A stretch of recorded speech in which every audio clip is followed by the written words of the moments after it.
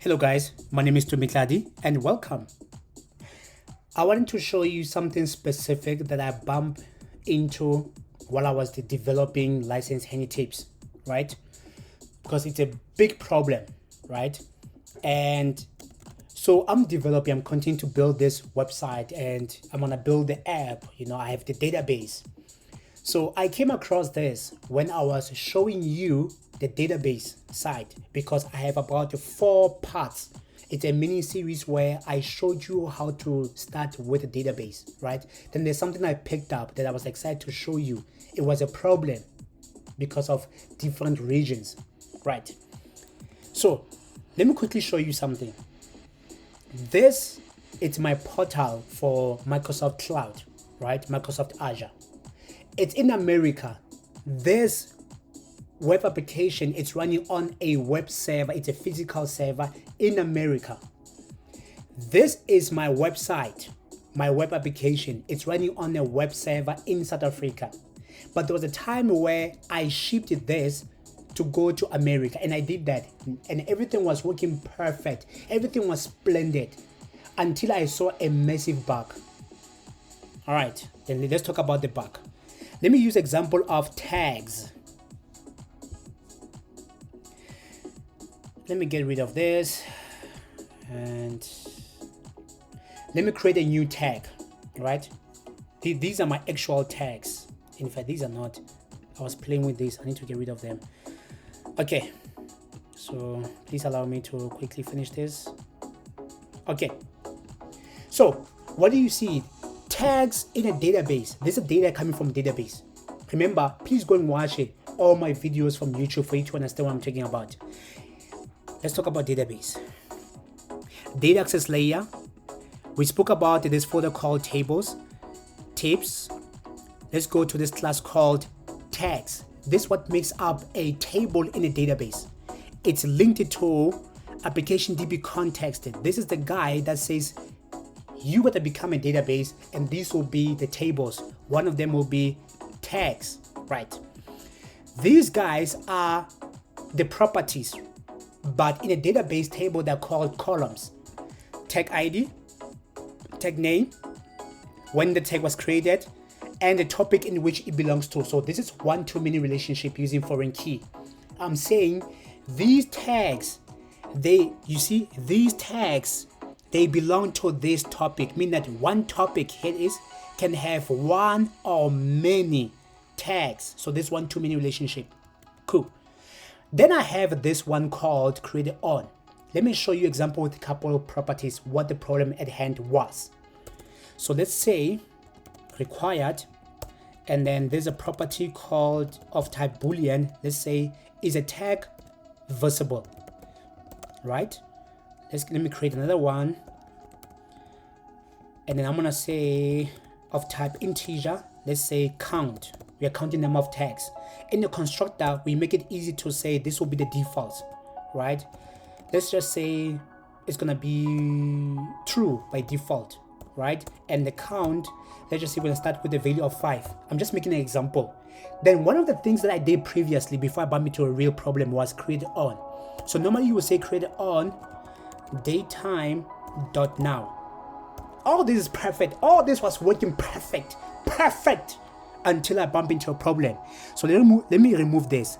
This was to show you a problem at hand, right? That you use a constructor to say this will be default, including when a tag was created. Let me make an example.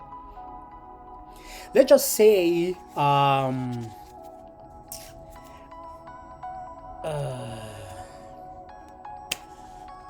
let me just make an example. Example will be, okay, if I'm adding a tag, automatically the system will know when the tag was created. I hope you understand what that means, right? All right.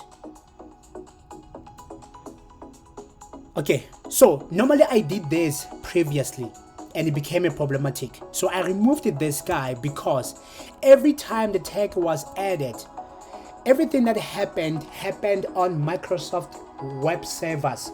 So meaning that the time and the time zone between America and South Africa are two different.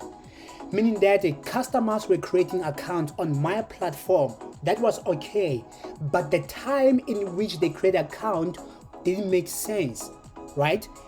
So this is when I picked up a problem here.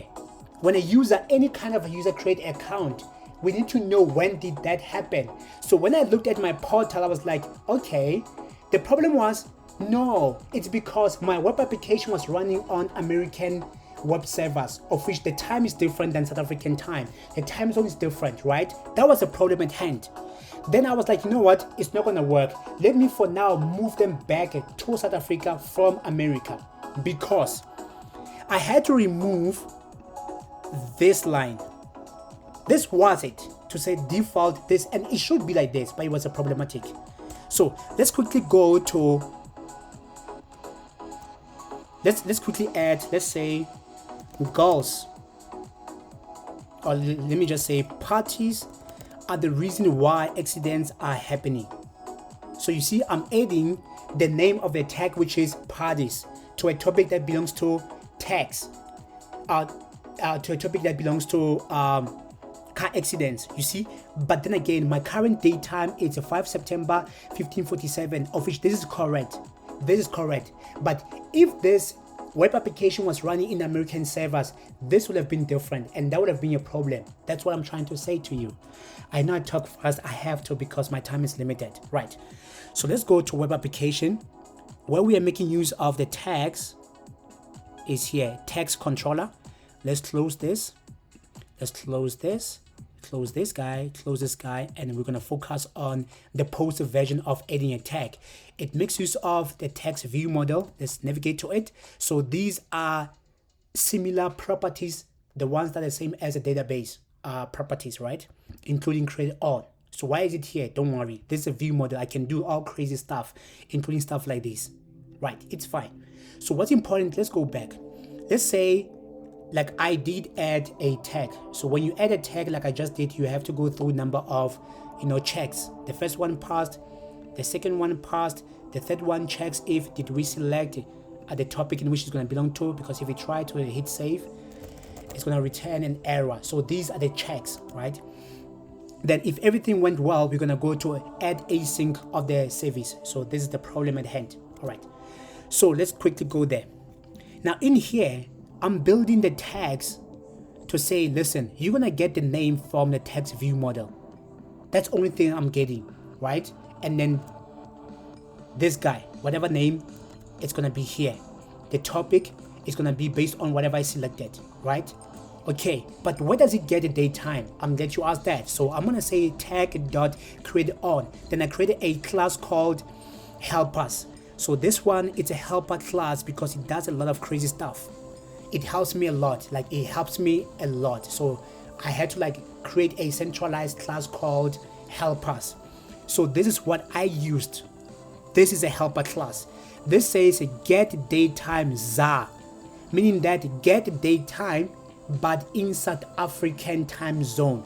So if I pass in and it expects integer, but the default is 0. So in this case of the service, you see, I'm not passing anything, but if I do this, as you can see, it expects integer a value, but if I don't supply, it's gonna use the default, which is 0, right?